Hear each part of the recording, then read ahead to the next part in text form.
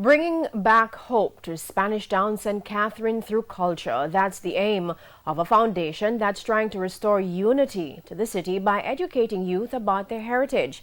And what better way to do this than in the old capital? With this week's edition of A Ray of Hope, here's TVJ's Kian Morgan. A Ray of Hope brought to you by Spanish Town St. Catherine, rich in history but tainted by crime and violence. But all isn't lost, as small groups in and around the city are working tirelessly to restore positivity to the old capital. One such group is the Diana L. Walters Charity Foundation through its Culture Quiz initiative. The aim is to increase community interaction while educating youngsters about their culture.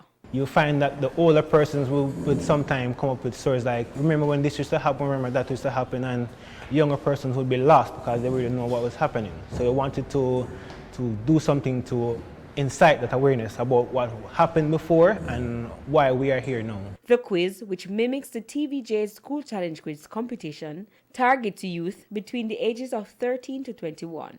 Every Saturday until December 21, participants are quizzed on historical events, artifacts, personalities, and landmarks. Spanish Town is one of the most cultural locations in Jamaica right now, where everywhere you go you can find a bit of Jamaican history and a bit of Jamaican culture. So it was fitting that we use Spanish Town as a start. It is not something that we're going to just relative to Spanish Town. Event coordinator for the charity, Ricardo McDonald, believes the initiative will evoke change in Spanish Town. Most times in news they get highlighted for negative things, so we wanted to use something positive for a change, and if persons can see that something positive is happening in their community, then they want to gravitate towards it.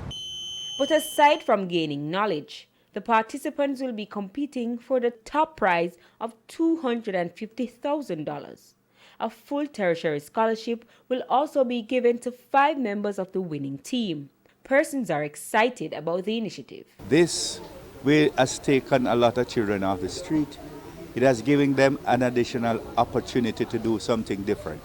And it is small initiatives like these that we're really going to make a change. It shows that the young people are preparing themselves. It shows that they are reading the information, and it shows that they are learning. And I'm really pleased for that. With A Ray of Hope, I'm Kian Morgan. A Ray of Hope brought to you by